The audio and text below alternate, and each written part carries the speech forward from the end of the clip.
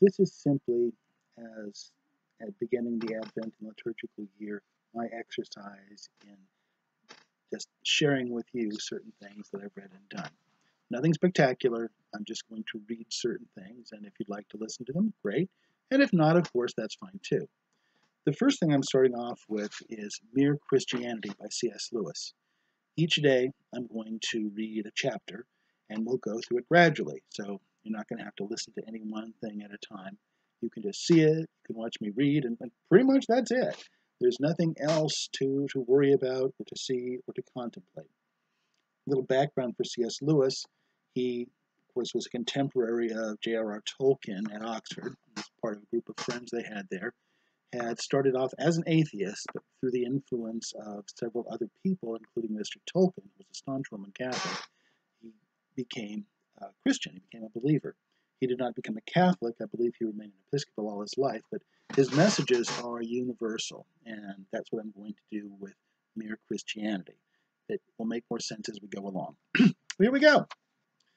The contents of this book were first given on air and then published in 3 separate parts as Broadcast Talks, Christian Behavior, and Beyond Personality. In the printed version, I made a few additions to what I said at the microphone, but otherwise left the text much as it had been. A talk on the radio should, I think, be like real talk as much as possible, and should not sound like an essay being read aloud. In my talks, I had therefore used all the contractions and colloquialisms I ordinarily use in conversation. In the printed version, I reproduced this, putting don't and we've for do not and we have. And wherever in my talks I made the importance of a word clear by the emphasis of my voice, I printed in italics. I am now inclined to think that this was a mistake, an undesirable hybrid between the art of speaking and the art of writing. A talker ought to use variations of voice for emphasis because his medium naturally lends himself to that method. But a writer ought not use italics for the same purpose. He has his own, different means of bringing out the key words and ought to use them.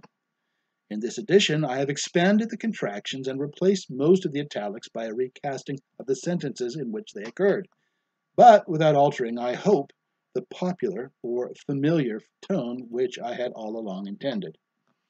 I have also added and deleted where I thought I understood any part of my subject better now than 10 years ago, or where I knew that the original version had been misunderstood by others. The reader should be warned that I offer no help to anyone who is hesitating between Christian denominations. You will not learn from me whether you ought to be an Anglican, a Methodist, a Presbyterian, or a Roman Catholic. This omission is intentional. Even in the list I have just given, the order is alphabetical. There is no mystery about my own position. I am a very ordinary layman of the Church of England, not especially high and not especially low, nor especially anything else. But in this book, I am not trying to convert anyone to my own position.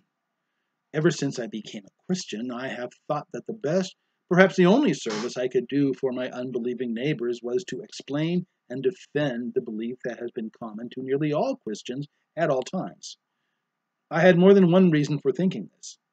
In the first place, the questions which divide Christians from one another often involve points of high theology or even of ecclesiastical history which ought never to be treated except by real experts. I should have been out of my depth in such waters, more in need of help myself than able to help others.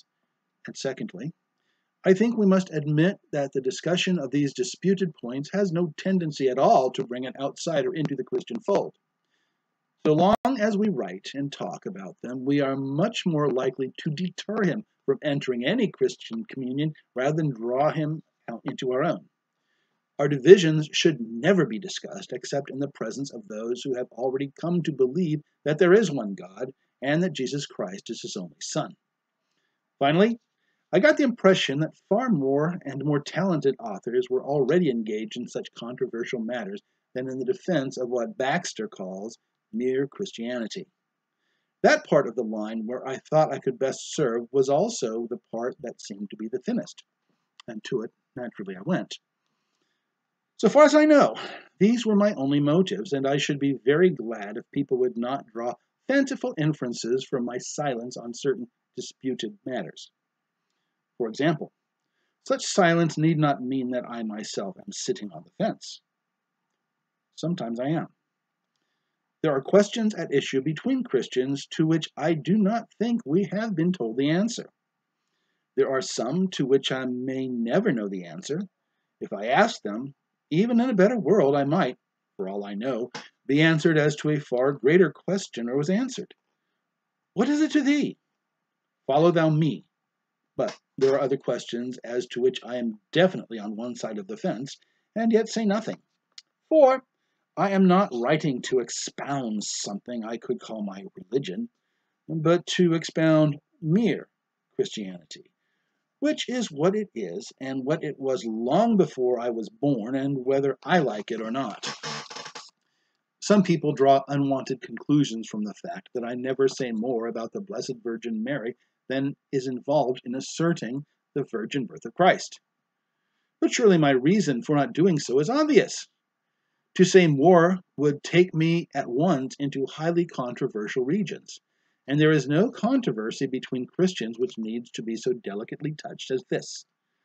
The Roman Catholic beliefs on the subject are held not only with the ordinary fervor that attaches to all sincere religious belief, but, very naturally, with the peculiar and, as it were, chivalrous sensibility that a man feels when the honor of his mother or his beloved is at stake. It is very difficult so to dissent from them that you will not appear to them as a cad and a heretic. And contrariwise, the opposed Protestant beliefs on the subject call forth feelings which go down to the very roots of all monotheism whatever. To radical Protestants, it seems that the distinction between creator and creature, however holy, is imperiled, that polytheism is risen again.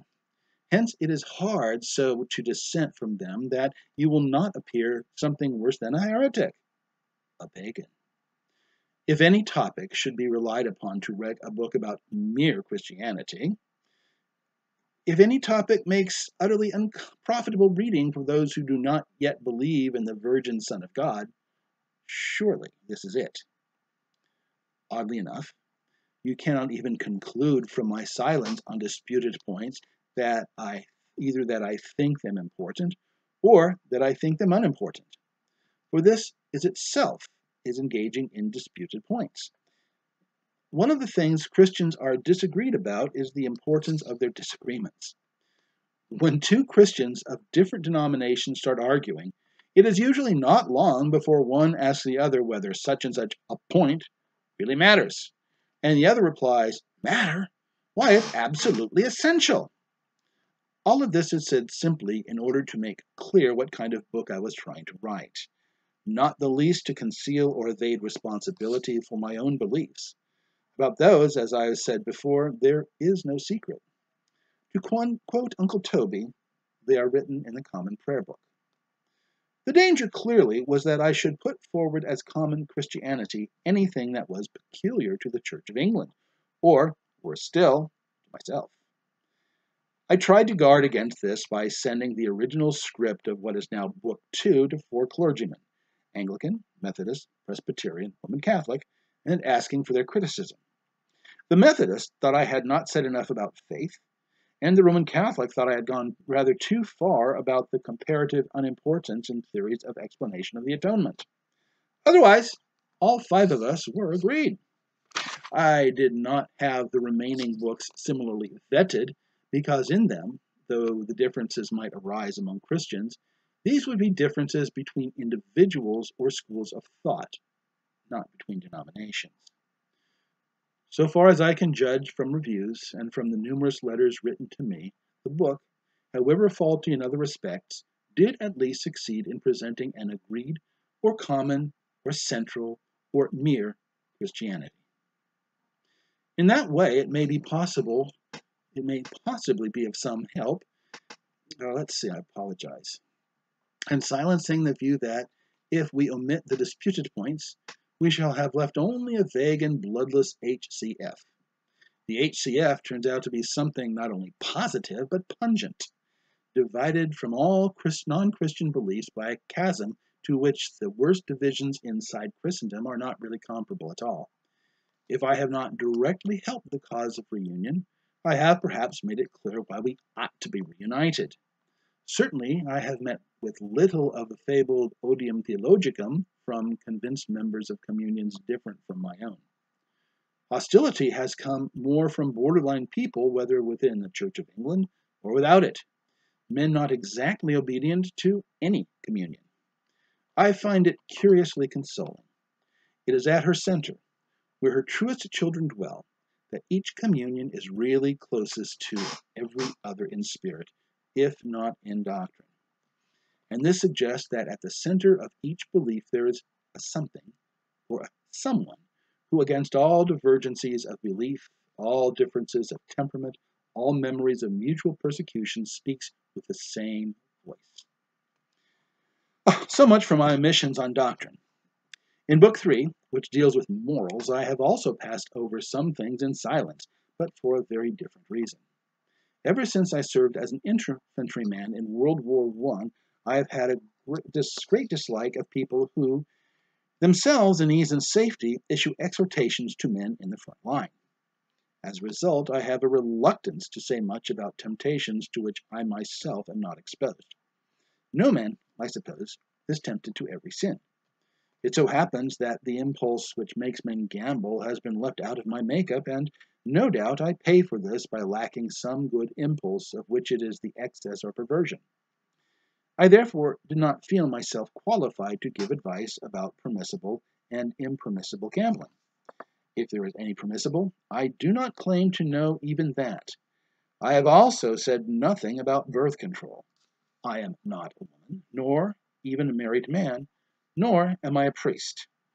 I did not think it my place to take a firm line about pains, dangers, and expenses from which I am protected, having no pastoral office which has obliged me to do so. The far deeper questions may be felt and have been expressed against my use of the word Christian to mean one who accepts the common doctrine of Christianity. People ask, who are you to lay down who is and who is not a Christian? Or, may not many a man who cannot believe these doctrines be far more truly a Christian, far closer to the Spirit of Christ than some who do? Now, this objection is in one sense very right, very charitable, very spiritual, very sensitive. It has every available quality except that of being useful. We simply cannot, without disaster, use language as these objectors want us to use it. I will try to make this clear by the history of another and very much less important word. The word gentleman originally meant something recognizable, one who had a coat of arms and some landed property. When you called someone a gentleman, you were not paying him a compliment, but merely stating a fact. If you said he was not a gentleman, you were not insulting him, but simply giving information. There was no contradiction in saying that John was a liar and a gentleman, any more than there now is in saying that James is a fool and an M.A. But then there came people who said, so rightly, charitably, spiritually, sensitively, so anything but usefully, but surely the important thing about a gentleman is not the coat of arms in the land, but of behavior. Surely he is a true gentleman who behaves as a gentleman should. Surely in that sense, Edward is far more a gentleman than John. They mean well. To be honorable and courteous and brave is, of course, a far better thing than to have a coat of arms. But it is not the same thing. Worse still, it is not a thing everyone will agree about. To call a man a gentleman in this new refined sense becomes, in fact, not a way of giving information about him, but a way of praising him.